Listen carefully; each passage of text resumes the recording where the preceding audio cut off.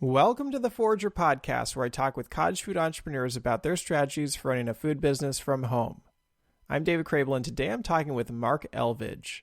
But real quick, I wanted to check, have you created a website for your business yet? And if you have, do you pay for it?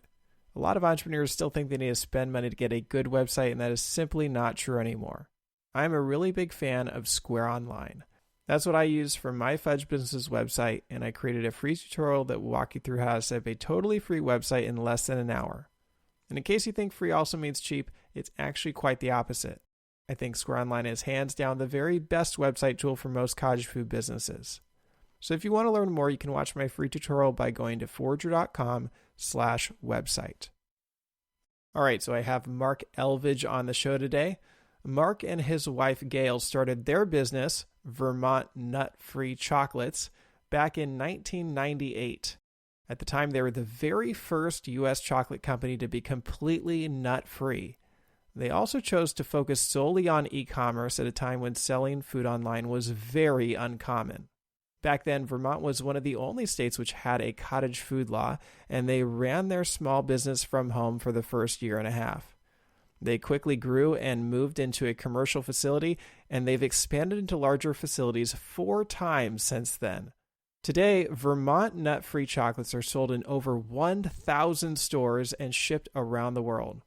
Their current factory and storefront is located in Colchester, Vermont, and they now have over 3 dozen employees.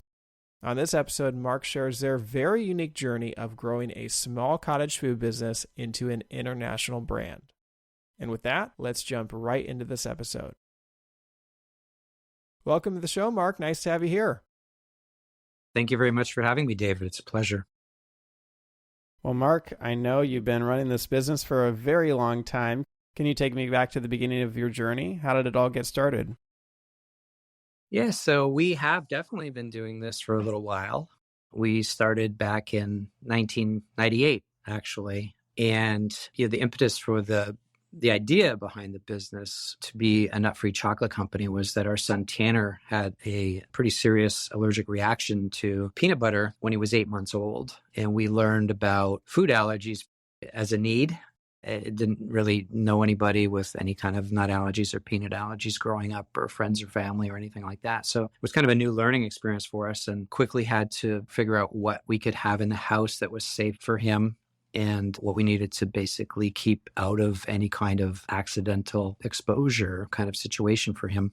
So my wife started researching, everything from cereals to bread to all of the different foods that you'd buy in a grocery store. And the one that she had most challenge with was confectionery and chocolate products. And, didn't really want Tanner to miss out on any of the seasonal holidays or festivities throughout the year that chocolate is seemingly a pretty big part of.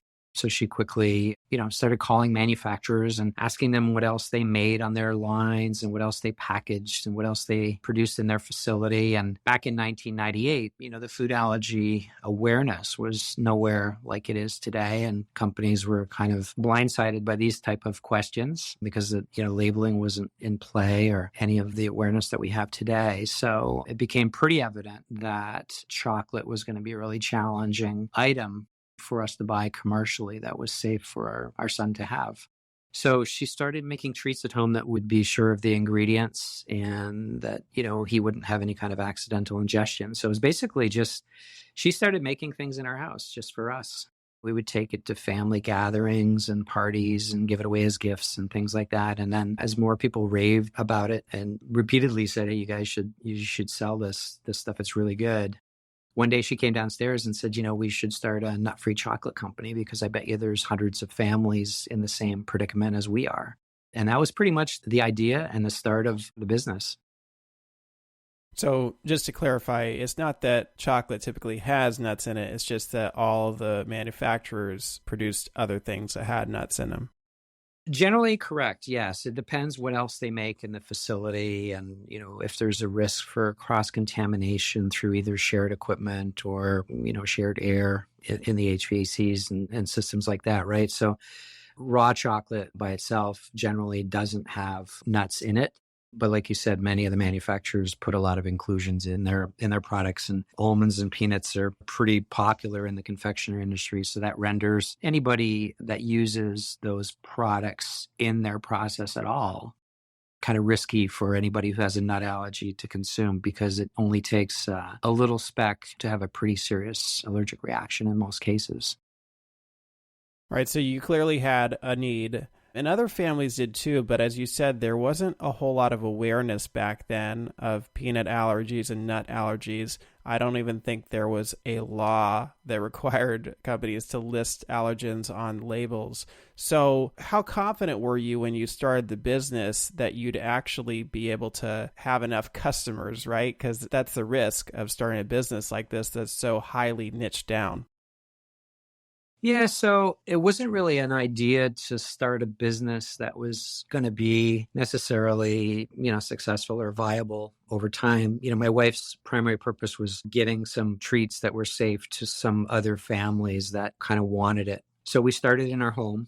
So it wasn't really a big risk, there in terms of capital expense or anything like that to go out and get a lease and fit up or buy a building.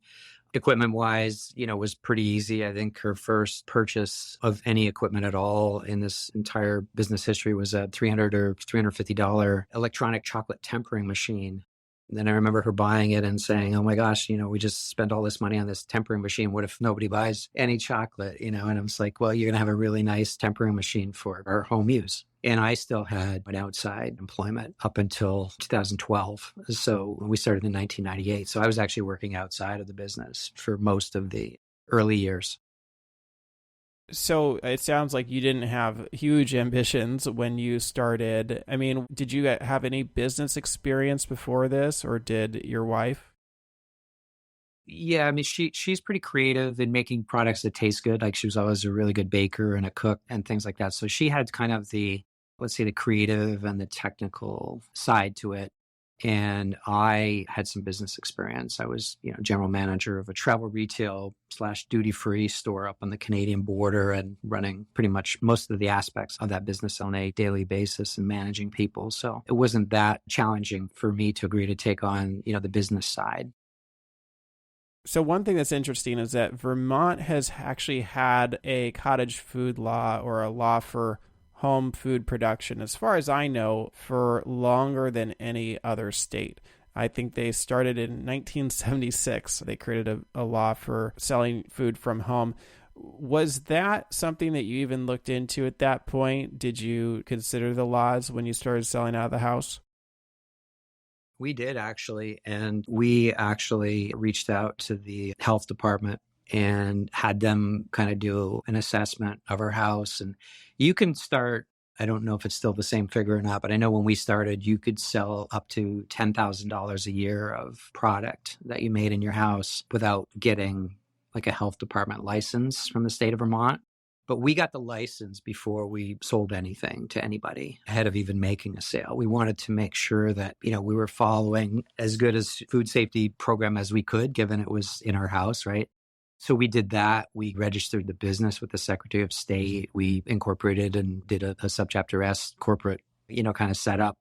So there was, a little bit of investment there, but not any tremendous amount.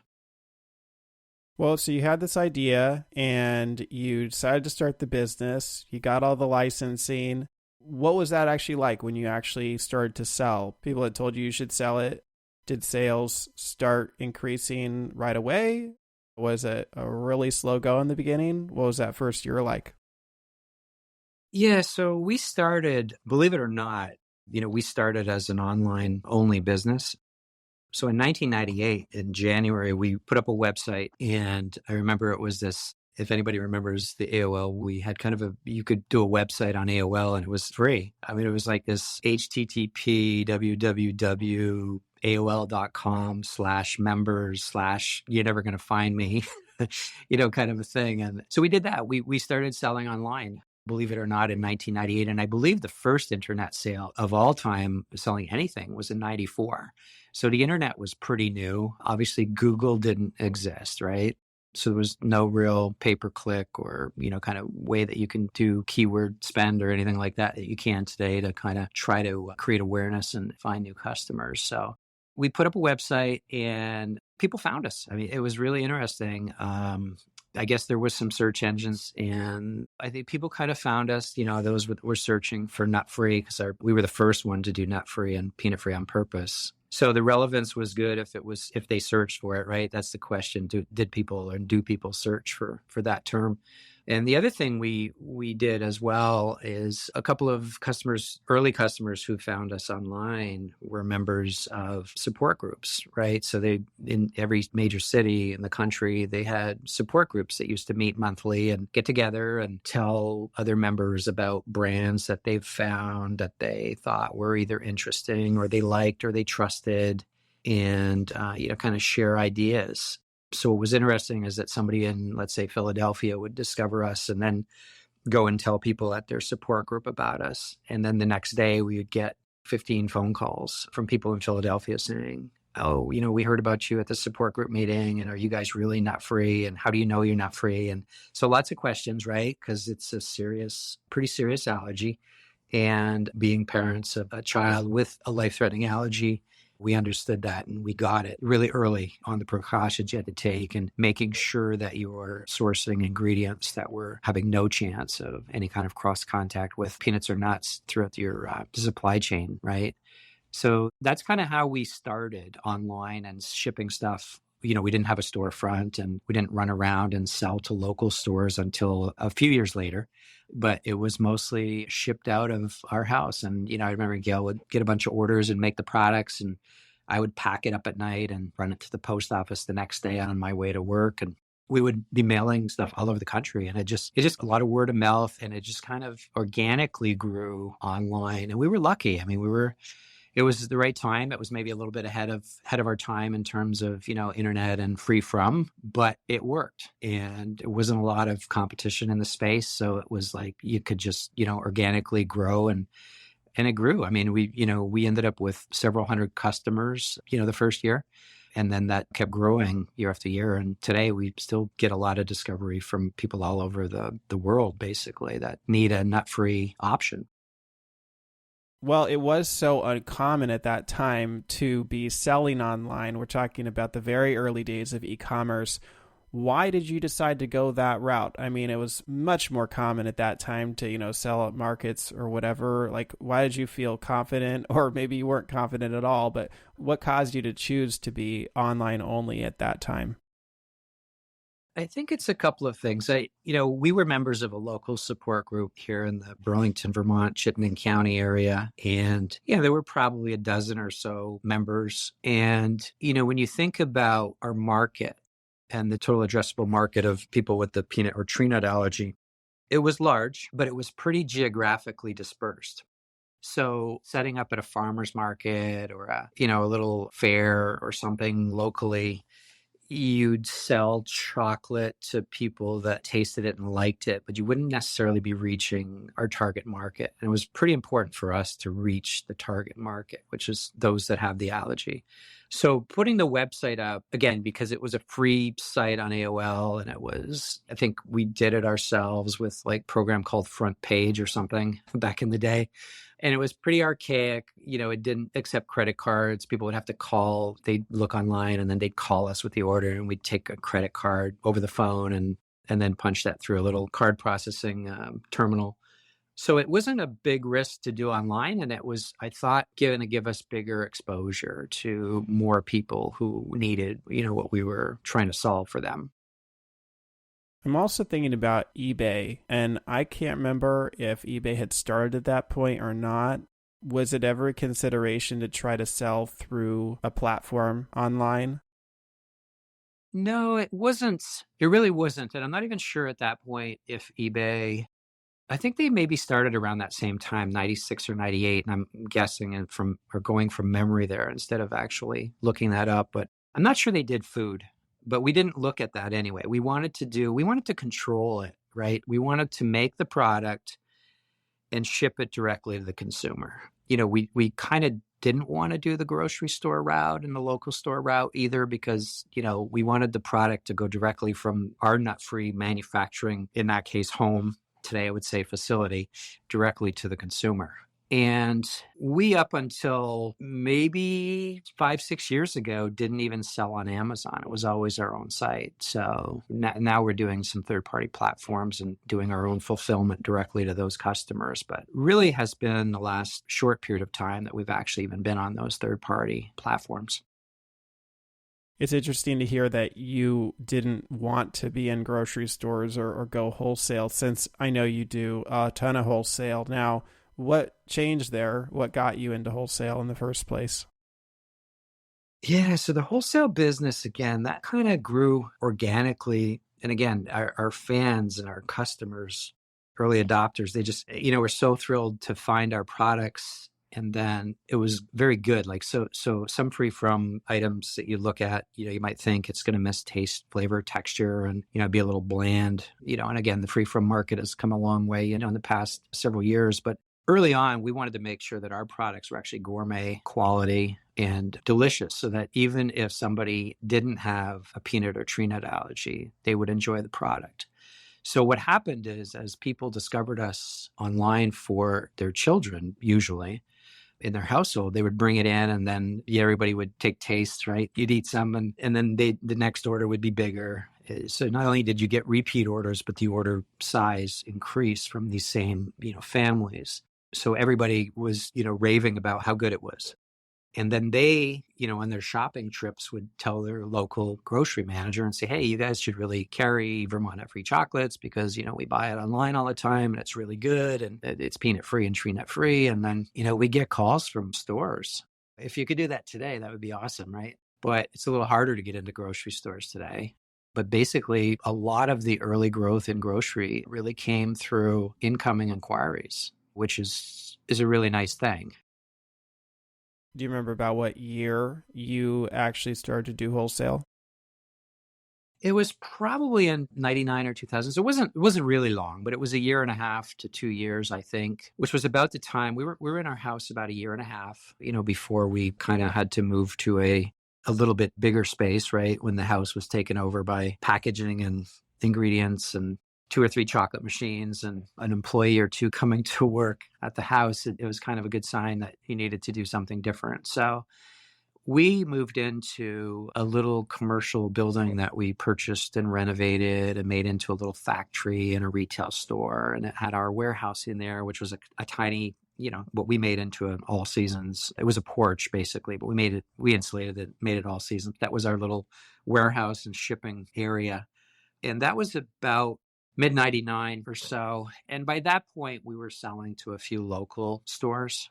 And it, wasn't anything big, but we had a couple of chocolate bars and some pops and things like that. Some of the local stores were carrying, and the wholesale kind of grew from there. And as the mail order channel, direct to consumer, is still about 60% of what we do today, which is, again, a nice channel because you're controlling it. We're making it, we're packing it, we're shipping it directly to the consumer. So there's that nice comfort level there. The consumer's getting something directly from, our free from factory, and then being able to open up with confidence and know that nobody's touched it along the way. Now, I saw somewhere that you said that you were the very first chocolate business to cater to the nut-free market, correct? Yeah. We were the first ones to be peanut free and tree nut free on purpose, right? When I say on purpose, I mean, we marketed the product as peanut and tree nut free from day one to that allergic community. Again, there's other brands out there and there's other products that are just naturally nut free and peanut free. And, they're now starting to do a little bit of push into that market, saying, oh, yeah, we are nut free. And they're participating in some of the allergen kind of platforms and apps. But we were really the first ones to market it as being nut-free.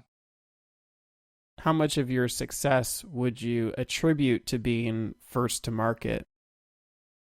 I think it had a large part to do with our early success. I think not having really a lot of like a crowded field, right? Like today there's a bunch of nut-free chocolates, right? And there's peanut-free chocolate, there's nut-free chocolate, then there's all top 9 allergen-free chocolate, of which, we're peanut-free and tree nut-free. And then we can solve, the needs for a few other allergens as well, but we're not dairy-free, we're not soy-free, we're not wheat-free. But we've got products that we can kind of guide people to within, there's other allergies that would make sense provided they're not, anaphylactic to those allergens.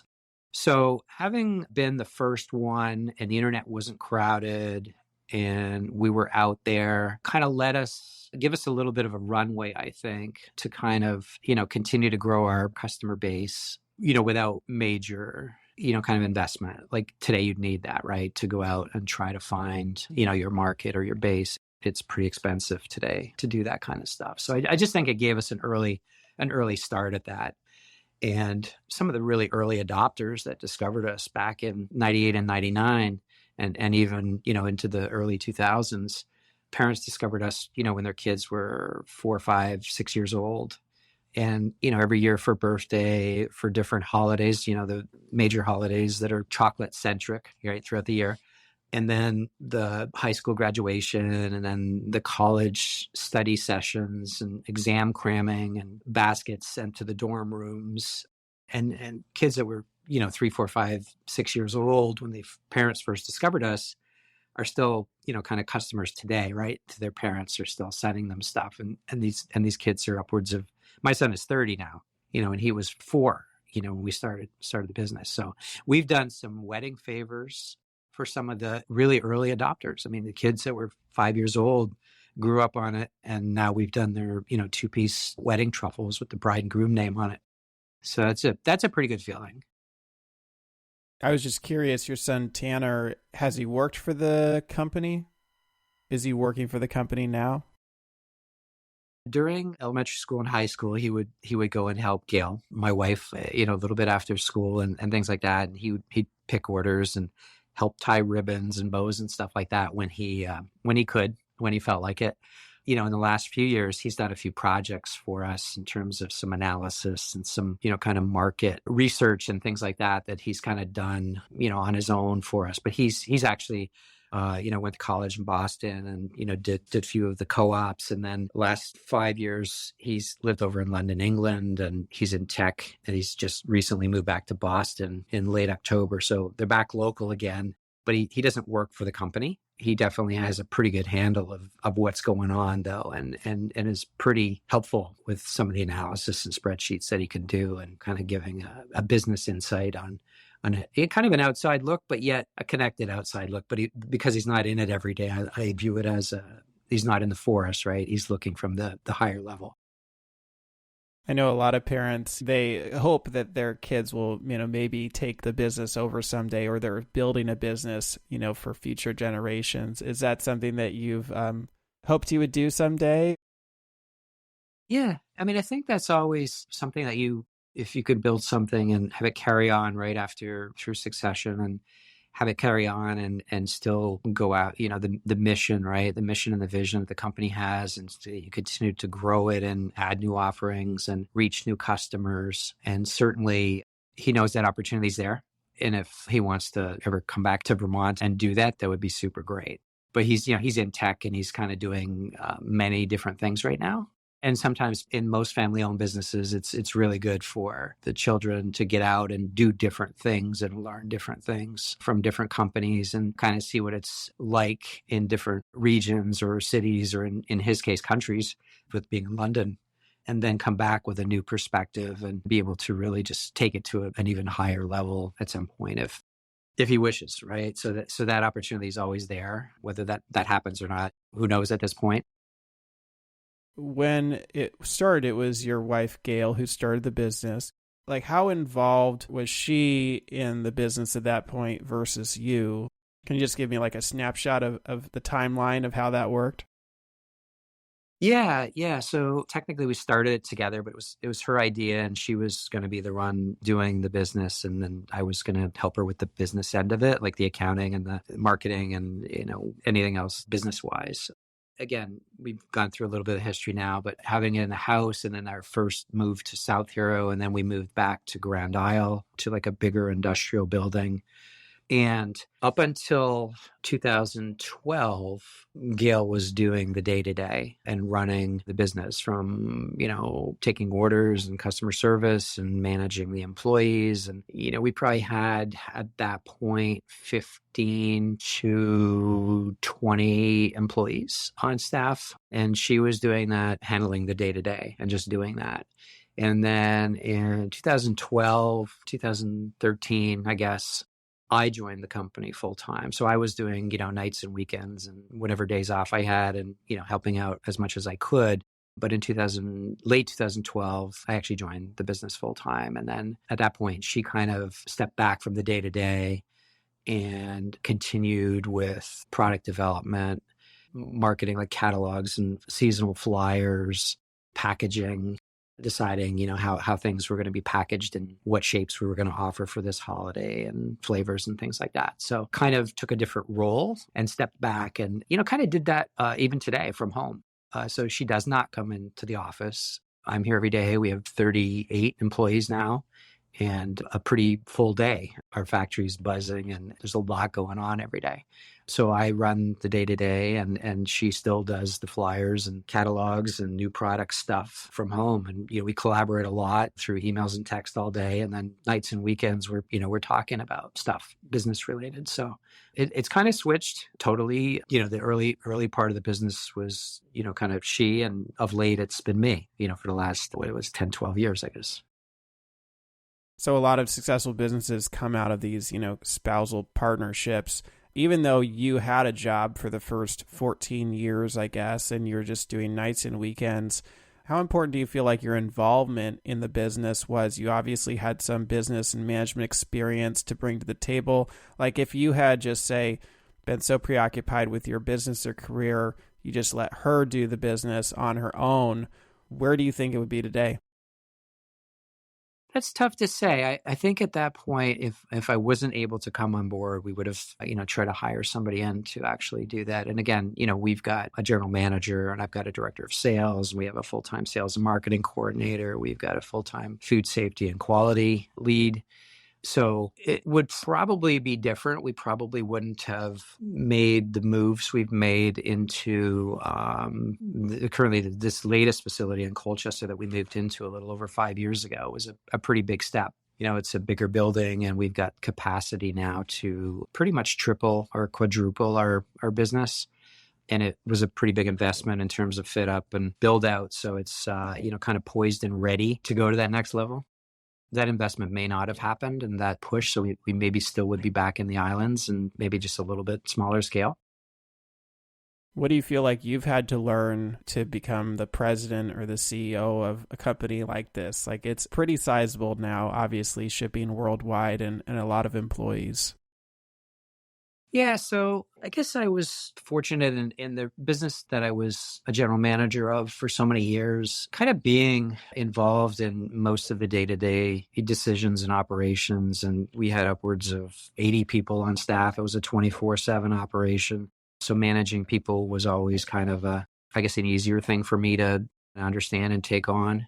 And I think the biggest thing is that the general knowledge that I've been able to garner over the years has really, I think, helped me because, I understand accounting really well. I understand law. I understand what you need for insurance. I understand facilities and building, the move, our third building, right? So this one is actually really tuned in perfectly because from the previous two, you learn, I want the grease trap accessibility to be right at that door so they don't have to come in with the hose, right?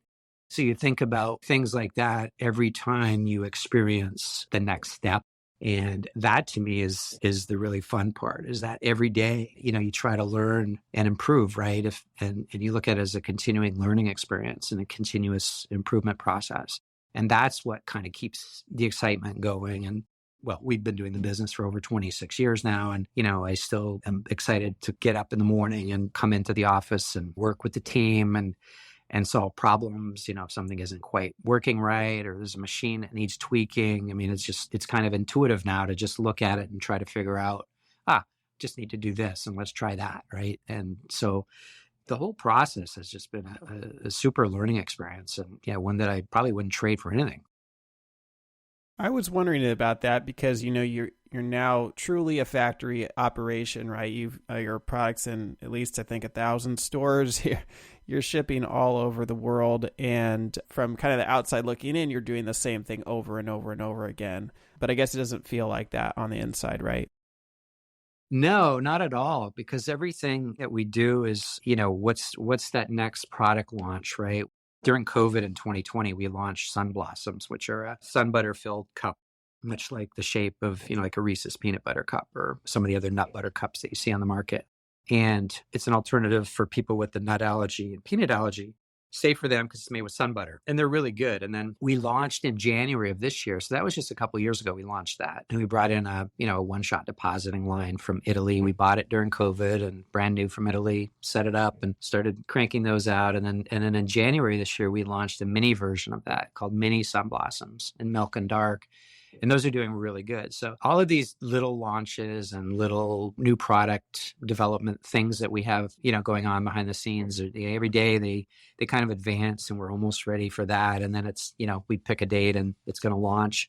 All of that's pretty exciting. And it's not the same old thing every day. Every day we've got something different going on in terms of, we might have a big special project for some candy store in New York who's doing something special, but they want a co-brand with us or whatever. So they'll have their name and our name on the product. And, so there's things like that always happen. And then it's launching. So since we moved into this building in September of 2018, this latest building that we've got some room to actually stage pallets and do some distribution and bigger wholesale business. It's the next region of Whole Foods, right? So we have a new Whole Foods region launching this year. So that's exciting. So you're lining up your merchandisers and your people that are going in and, fronting your product and rotating it and finding auxiliary kind of locations within the store. So all of that stuff's kind of getting set up for that next launch, right? And then we launched a couple of new distributors. Actually, I think we launched about 4 new distributors last year. No big ones, but, small regional players that seem to do really well with our brand because we're not mass market. We're specialty and we're niche and we're gourmet and we're premium, so you have to pick your retailers right to make the product move on the shelf. So there's always projects like that, David, that really isn't boring at all. I mean, the days go by so fast. I can't even believe it's Friday every time I turn around. Well, a lot of the people listening to this are early stage entrepreneurs, maybe haven't even started their business yet. And you're kind of living the dream, right? Many of the people listening to this dream of eventually having a brick and mortar, having an international brand. What does it actually feel like to be living it or there? Do you feel like you've arrived at a goal? Just what's it like to be running a business like this? We do have, in our factory store, we do have a retail store, that people can come in. We're in over 1,000 stores, as you mentioned earlier. We do mail order, direct to consumer all over the world, mostly the US and Canada, of course. And then we're on Amazon. It's our own page and we fulfill those orders from here. So we don't ship to Amazon for them to ship. They actually take the order and then we send it to their customer. And then we're on a couple of wholesale platforms as well, which are doing really well. But we're never done. You're not done ever because, every time you move or every time you want to bring in, like a new flow wrapper or a new line for this or a new enrober for that, equipment is pretty expensive. We've always bought new equipment. We don't buy used because of our nut-free market is pretty sensitive in terms of allergic reactions and things like that too, right? So we don't want to chance something that's been used, for packing or dipping or whatever, nuts or almonds or things like that, or peanuts. But our cost of our, raw materials are more, let's say, and our equipment is maybe more than somebody who could just go out and, buy a bunch of used equipment at auction and kind of not worry about it. So there's still a lot of work to do. And, it's a neat thing. Gail and I were down in Boston a couple of weeks ago visiting Tanner and just going to some of the local stores and seeing Vermont Nut Free on the shelf and how some of the positioning and some of the, the range of products that some of these retailers carry is just, it's just so proud to walk in and see it. There's a couple of retailers in New York City and Manhattan who have huge displays of ours because they've got a customer base that, goes in and buys it and they have to order every 10 days, but seeing those displays and the space that they're allocating to our little brand from Vermont is kind of fun, to kind of see that. So it feels good, but in no means does it feel like we've arrived or we're done or any of that stuff. There's a lot of people in the US, particularly with peanut tree nut allergies. And we really only have reached like a really small percentage of them. I can't tell you every week how many calls we get saying, oh, I've had a peanut allergy my whole life and I'm 28 years old. And where have you guys been? It's like, so people haven't discovered us yet. So we're not done. There's a lot of work to do out there. And again, anybody who likes chocolate, gourmet chocolate, can enjoy our product, and they're not going to be missing any taste, flavor, or texture. But we've got a lot of work to do just reaching the total addressable peanut and tree nut allergic market, let alone the total addressable chocolate market. You kind of insinuated it there, but I was going to ask sort of like what drives you to keep growing it? Because it seems like, at this point, you've got the factory, you've got employees, you've got distribution methods, you're probably making quite a bit of money through the business. So you could settle in, right? And instead of just trying to keep growing it all the time, what causes you to keep trying new products or growth? I think customers like new things, and I don't mean just a new shape for Halloween or a new shape for Valentine's Day or something like that, but having new product iterations. People are getting more into snacking now, right? And better for you. And how do we figure out how to get to some of that market that's also needs to be peanut and tree nut free?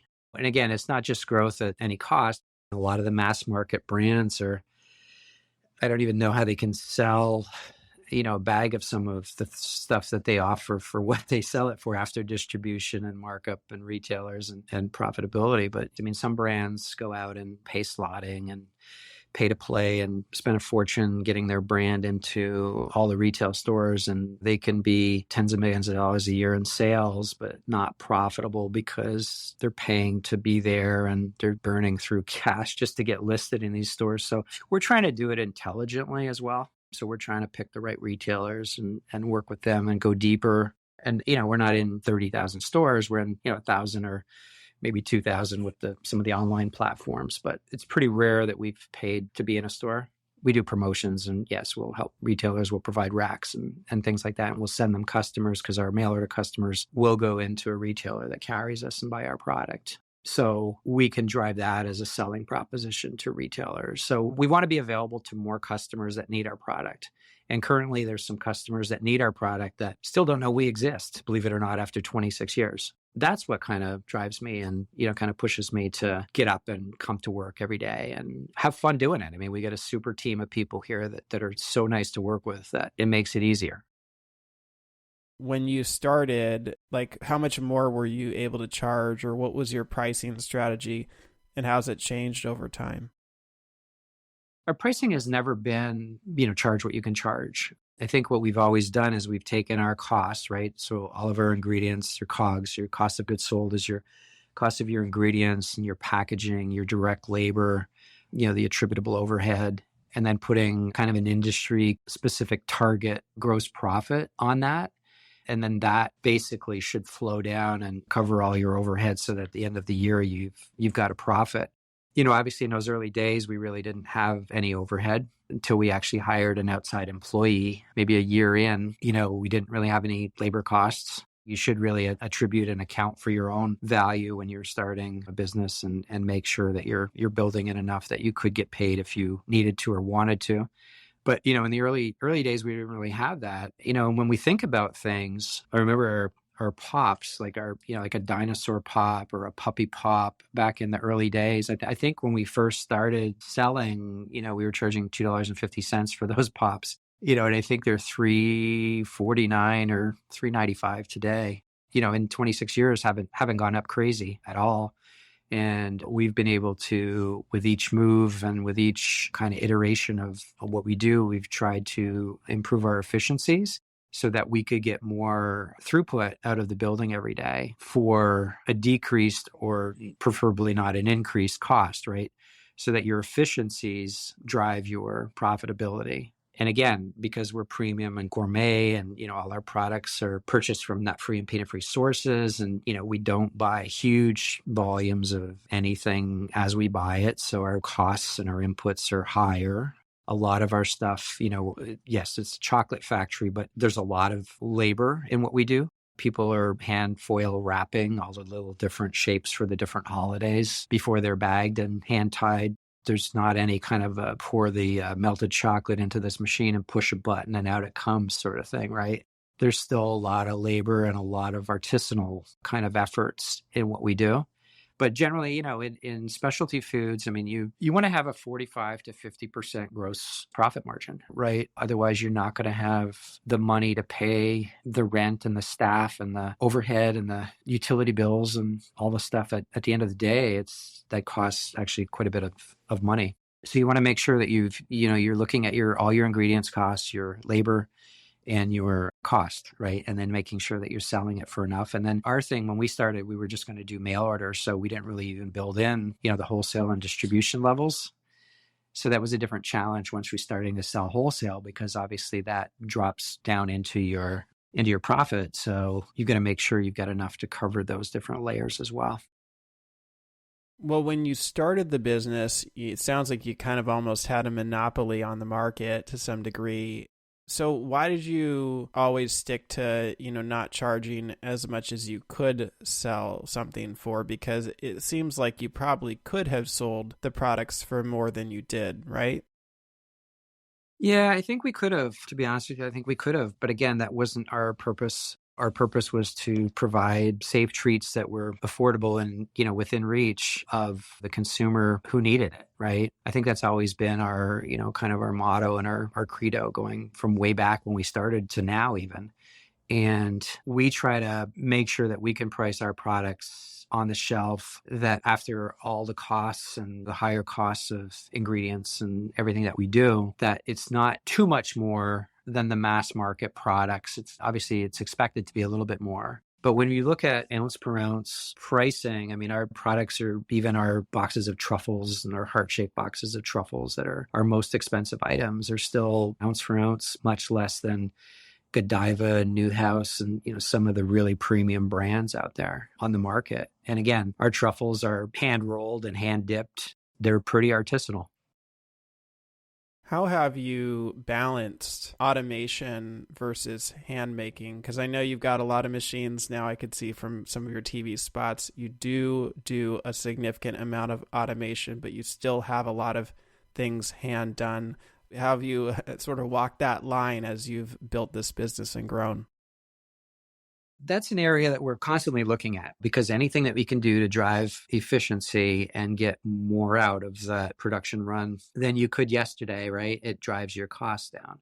So ultimately, that's the goal of any manufacturer, is to drive that wedge between, your gross revenue and your costs so that you can improve EBITDA, right? Which is the big measure of anything, whether you're going to get outside financing or equity investments or bank loans or whatever. You need to drive that profitability.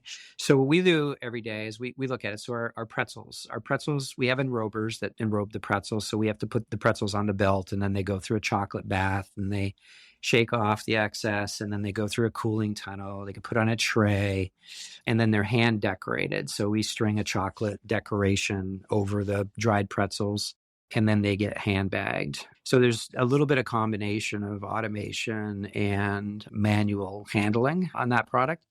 The one-shot depositor line is pretty automated, right? So we just have to feed the molds into the machine, and that deposits the cup, and then it shakes and goes through a cooling tunnel, and they come out, get demolded, and then, the cycle just keeps going.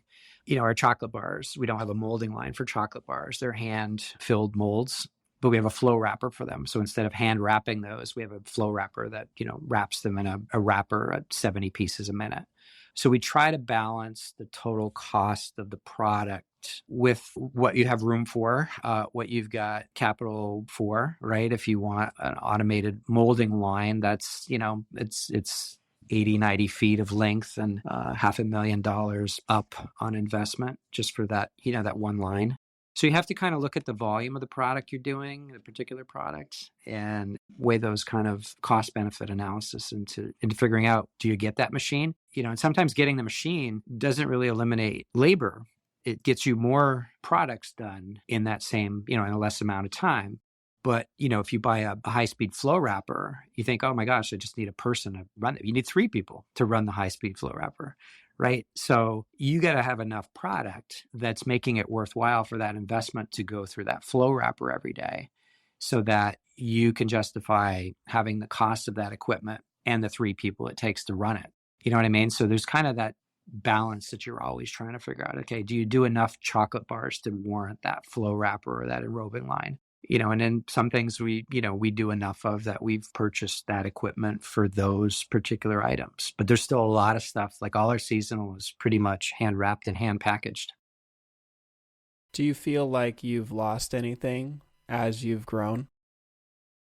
I do not. No, in terms of, I'm assuming you're talking about taste and flavor and texture and things like that. I don't think we have it all. We haven't really changed recipes. We're still making the same caramels that Gail made in our house back in 98, right? It's the same caramel recipe. We have a kettle, a much bigger kettle. Nobody's stirring it on the stove anymore, but it's the same recipe. Nothing that we do has scaled up to the level that it would be mega batches, right? Still, our batches are pretty small when you think about it at the end of the day. So that our scale up isn't really a scale up. It's just more volume coming out of this equipment we've purchased over the years because it made sense to get it. So you mentioned that you moved to Amazon in 2016. And I know that's a whole nother animal. Most of the guests I've had on the podcast don't sell on Amazon yet. What should somebody know about jumping into the whole Amazon game? Amazon owns the traffic on the web. They own the traffic. So if you've got an item that is shelf stable and not perishable that you could sell on Amazon through Amazon fulfillment, right, shipped to their warehouses and they fill out the orders, you could have a pretty big business just doing that. It's interesting. So we do our own fulfillment. We have never to this day spent a dime on advertising on Amazon. Our pricing on Amazon is the same as our website, but we charge more shipping on Amazon than we do our website. So you don't do any free shipping on Amazon? We don't. We have grown every year on Amazon, particularly in the last few years. It's really grown a lot. We started with our own website. So our own website is much bigger than our Amazon website. I've got colleagues in the business, both of which were doing $1 million plus on Amazon a year. And one of them just shut their Amazon down. They want to go strictly on their own website. And they're going to just pull out of Amazon and do their own website.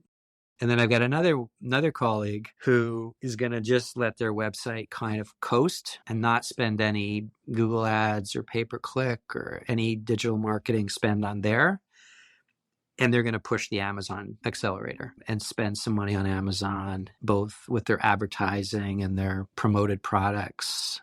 And then they have a search engine on there. Like, my understanding is today more people search an item on Amazon before they do on Google. So there's a whole Google Analytics kind of Google ad spend thing on Amazon that I'm not versed in it at all. So my terminology is probably not even correct here, but it's almost better than pay-per-click on Google to do that on Amazon, from what I understand. So what about with Google SEO? What are some of the things you've learned about marketing your business online? So up until, let's say, 10 years ago, we didn't spend any money on Google. I don't want to say we didn't do any SEO, but it was all organic, doing meta tags and keywords in our product descriptions and things like that. And then the relevance, like if people search nut-free chocolate or peanut-free chocolate on any search engine, whether it's, Google or Bing or DuckDuckGo or any of them, we come up 1, 2, or 3 organic. And still today, we might have the first or second paid ad as well today. But the organic 1, 2, or 3 is pretty much us. And we always had that. And the relevance of what we offer and what people are searching for kind of made that work. I know recently they've gone to this G4 kind of thing, and the whole algorithm about spending money on keywords has changed. And I don't even pretend to understand how that all works, but I know it's changed. So about 10 years ago, maybe 8, 10 years ago, we started using a digital marketing agency with a very small budget monthly to do some Google ads and some pay-per-click stuff. And, Google shopping has never really worked for us, but the Google ads have, and then the keyword search. And, what was really interesting and some of the discussions we had with the agency going into it was like, oh, you've got to pay for brand, you've got to pay for Vermont Nut Free, and you've got to make sure you're bidding on those key terms. And because they're relevant to you, it won't really cost that much. And you really need to make sure you're doing that. And I was like, why would I do that? We're in 1, 2, or 3 on organic, if you search it. So they convinced us to pay for brand, and it works because a few months that we didn't do it, we lost some traction because other brands will bid on your keywords. They'll bid on nut free chocolate or they'll bid on peanut free chocolate, right? Which isn't, they wouldn't bid, on Vermont Nut Free Chocolate, but because that's part of that keyword, it's something that we have to bid on now.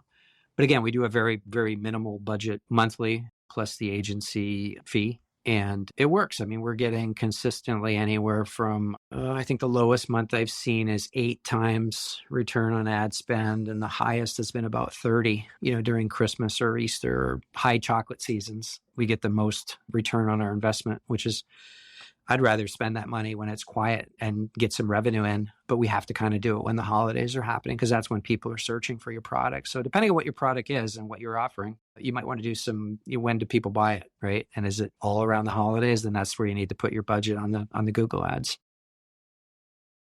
Well, it sounds like your business has just, grown. There's obviously been a lot more interest in allergy-friendly products.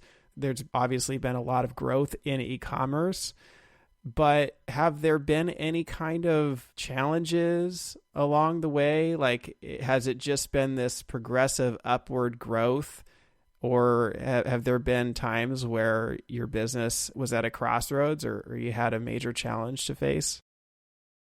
So I think we've been fortunate that our business top line has grown every year, right? We've made some investments, particularly 5 years ago when we moved to Colchester, right? It was a pretty big investment and fit up for this building. We also, brought in some more equipment.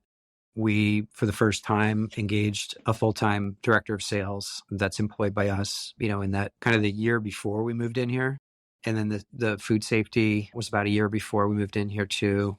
We always had a HACCP team and a group of people that, kind of did our food safety program, but having a dedicated person moving into this bigger facility obviously created a need for more investment needed to make this space work, right? So our top line revenue has grown every year since we started, but we've had years where we've, done these bigger investments. And particularly 5 years ago, I mean, we moved into this building in 2018, in September of 18. So about a year and a half after that, COVID hit. So all of the stuff that was going to happen with distributors coming on board and new launches into retail partners got put on hold because stores weren't caring about the peripheral of the store, like specialty and niche products. They wanted paper towels and toilet paper and cleaners and cereal and oatmeal and the food, the grocery, right? Center store. So a lot of that stuff got put on hold for about 2 years. So it kind of delayed a little bit of our growth plans since that has, the last couple of years, we've really seen some progress there, but probably a couple of years delayed.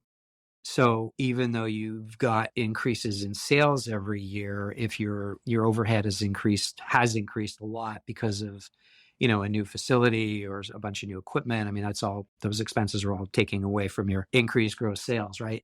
So challenges is just keeping relevant, keeping your customers interested in your product by launching some new things and trying out some promotions throughout the year that may, get some purchases in on necessarily a slow month, like a chocolate, like June, like who wants to buy chocolate in June and July, right? So how do we keep those months going?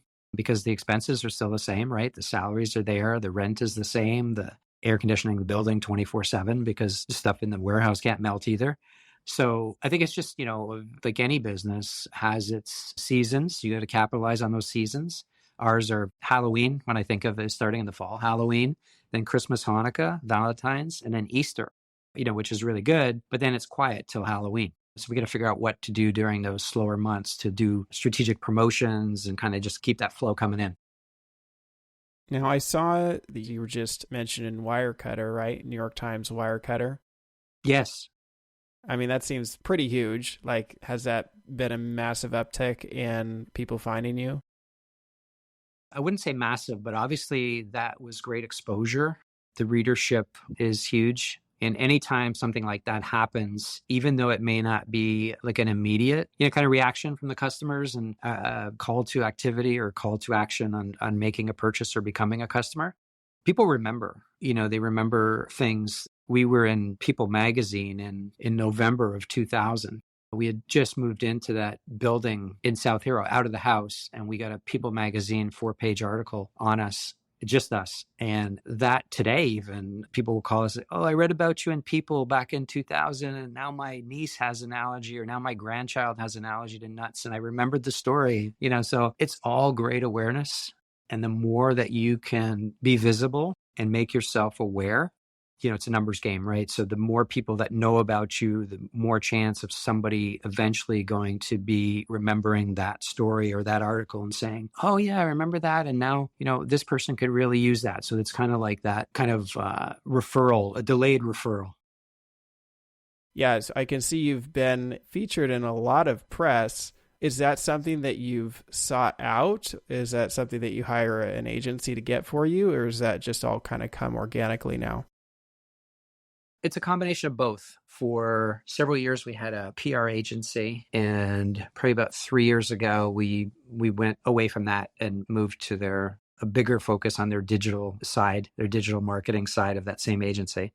And then we do have a PR. So she's an ex-news caster who does, kind of pitches for stories to key media, but doesn't write press releases. So she's more of she's doing it from like the reporter kind of side. So she'll do a story that's kind of ready to hand to a reporter so that the reporter's got an easier decision of, picking it up or whatever. So, and that's been probably about 6 months we've been working with her. That's pretty new, just to try to get a little bit more awareness of our brand.